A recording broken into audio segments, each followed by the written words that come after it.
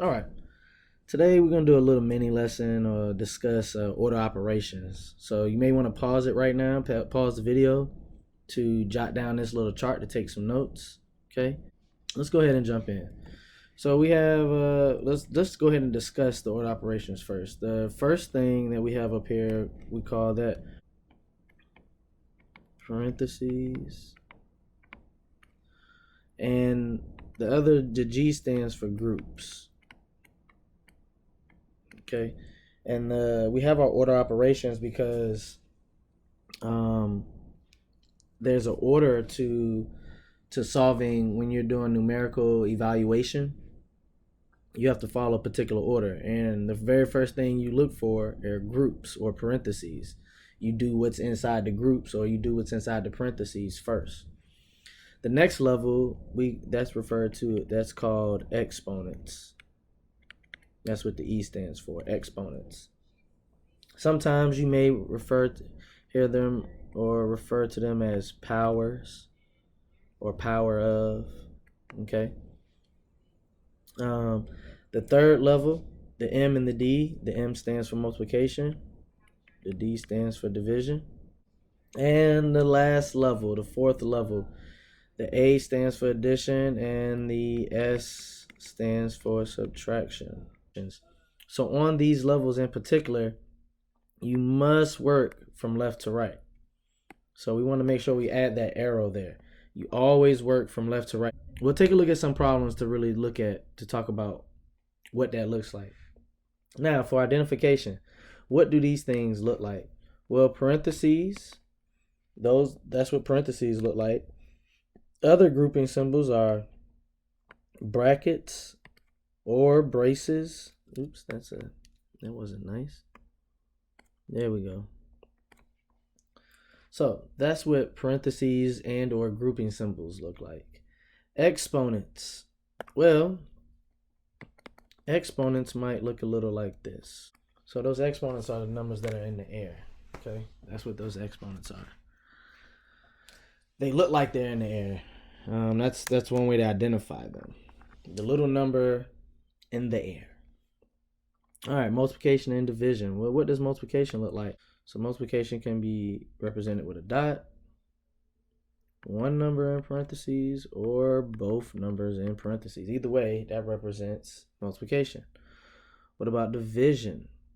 Well, in division, we could have 5 divided by 6, or we could have 5 divided by 6. And what does that mean? Divided by or divided by.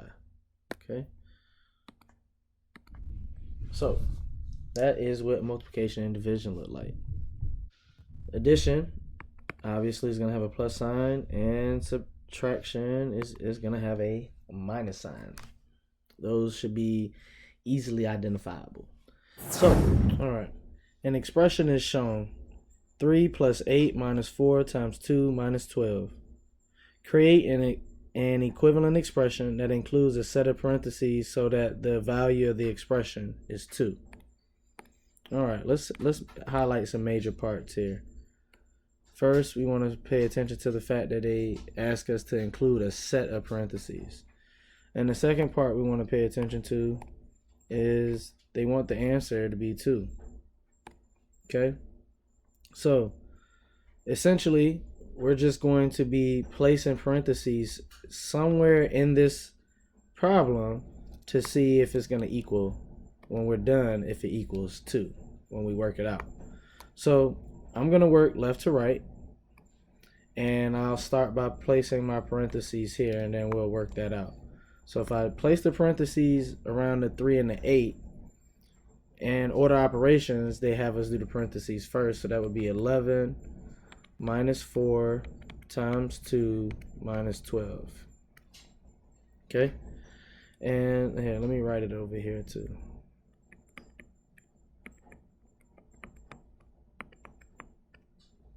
So we placed our parentheses there. Now, the next thing we need to do is continue working left to right. We have subtraction, multiplication, and subtraction. Order operations tells us to do subtraction first. So we bring down the 11. Minus 4 times 2 is 8, and then minus 12. Now we continue working left to right. We have two subtraction signs, so we'll do the one that's furthest to the left. 11 minus 8 is 3. And then that leaves us with 3 minus 12, and 3 minus 12 makes -9. Remember, we want the answer to be 2. At least that's what they're requiring, okay? So we know if we put the parentheses around the 3 and the 8, that's not going to work. So let's try something else. Now, instead of the 3 and the 8, I'm going to move the parentheses down. So I had it around the 8 at first. Now I'm going to have it around the 3, and I'm going to put it around the 4, like that. Okay? So now, let's go ahead and try and work this one out. So now we have 3 plus 8 minus 4 times 2 minus 12, and we say we're going to put the parentheses around here. All right, so let's go ahead and work that out. Inside of the parentheses, we still have to follow our order operations, our left to right. We have addition and subtraction, and since addition is the first one to the left, furthest to the left, we'll do that first. 3 plus 8 is 11, and we keep that in, and we keep the 11 and minus 4 in parentheses, bring down everything else. Order operation still tells us to do the parentheses again, what's inside, so that's going to give us 7 times 2 minus 12. We have multiplication and subtraction. Multiplication goes before subtraction, so we do 7 times 2, which is 14. And 14 minus 12 is 2. So now we seem to have our answer here, okay? We wanted it to equal 2, and that's what we got. So we want to just go ahead and write our final answer that says to create an equivalent expression. So our equivalent expression that's going to give us +2 as an answer is when we put the parentheses around the 3 and the 4. So the 3 and the 4. This would be our final answer.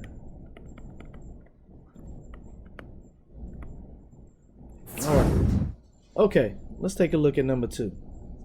Number 2 says, what is the value of the expression 1/2 times the group of 4 plus 6 times 3 minus 9? All right, so once again, we're going to have to use our order of operations, okay? So let's go ahead and just start working this one out. And if we need to, we can put over here to the side. We'll put our order operations as a reminder for ourselves. Oops, that's too big. Let's go with the purple. Remember, parentheses or grouping symbols, and then exponents, then multiplication or division, whatever one comes first from left to right, and then we have addition or subtraction, whatever one comes first from left to right. So let's go ahead and underline what we do first. Well, we have to start with the parentheses, but inside the parentheses we have addition and we have multiplication. So immediately we have to refer, we know that we multiply before we multiply before we add. So coming over here, we're going to underline the 6 times 3, and that's going to give us 18, and then we rewrite everything else. And instead of an X, I'm going to use a dot for multiplication, okay?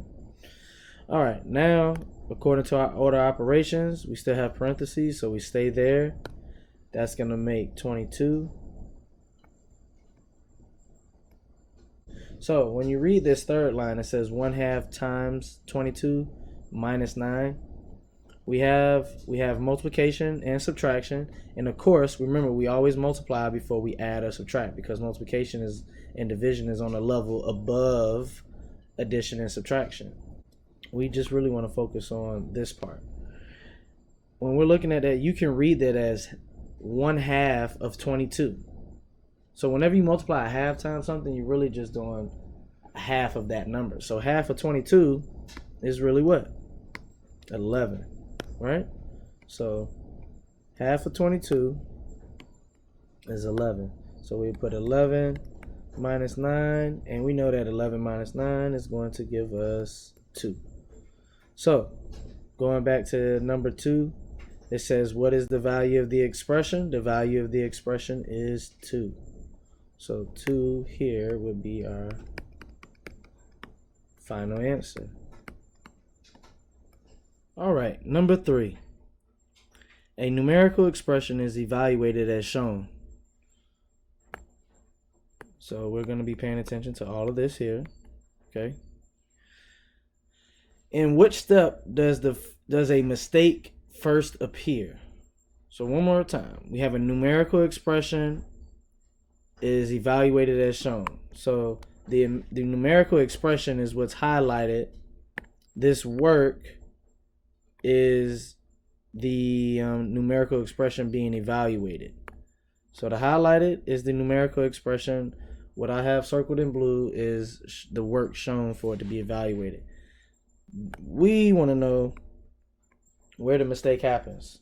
So this is what we call a error analysis, which means we're going to be looking for a mistake.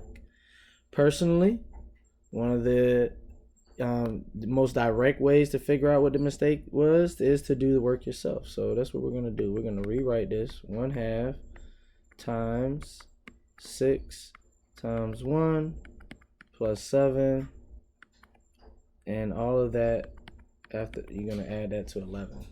Okay. So now our order operations, and one more time we'll write them out on over here on the side. Parentheses and grouping symbols, exponents, multiplication or division from left to right, and then addition or subtraction from left to right. Okay. All right. So now that we've gotten that out the way, let's go ahead and start working this problem out. Well, we start inside the parentheses. Parentheses, we always want to work with our groups first. So inside the group, which one of these operations do? We have multiplication and we have addition. Order operations tells us to always multiply before we add. So that's going to be 1/2 times, we got to have a group, 6 times 1 is 6, plus 7, plus 11. All right, we got to stick with our group. We want to get our group down to 1. So 6 plus 7, that makes 13. So we have 1/2 times 13 plus 11. And as we look, let's go back and continue to look to see if we, so let's see here. That matches up with that. Now, here we have this is where we have our change here. Okay, where's the difference? Where they have 6 times 8, it should have been 6 plus 7. So what their mistake was over here, they added, and that's how they got to 8. They should have multiplied first, okay? And the error was made in step 1. All right, one more question to go over. Number 4. What is the value of the expression 6 times the group, 4 plus 2 plus 100? All right, we have another order operations problem, so let's go ahead and write our order operations out. We have parentheses and groups. Then there's exponents. On the third level, there's multiplication or division, which we work from left to right. And then the last level is addition or subtraction, which we work from left to right. Okay, so let's go ahead and start working this problem out. We have parentheses, so we want to start there. That's going to give us 6, and then we're going to still write everything else around it. So we have 6 times 6 plus 100. What operations tells us to multiply first before we add. 6 times 6 is 36. 36 plus 100 is 136. Final answer. All right.